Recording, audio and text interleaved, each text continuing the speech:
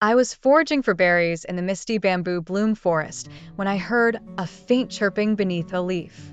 That's when I found him, a baby bird with a hurt wing and eyes wide with fear. As I cared for the little bird, I built a cozy nest bed, shared my berries, and kept him warm through the night. I watched him stretch his wing, hop on branches, and sing with growing confidence. The day he fluttered into the air, tweeting joyfully, was pure magic. I knew kindness had helped a life take flight, and that feeling will stay with me forever. A reminder that bravery is found in care, patience, and helping others.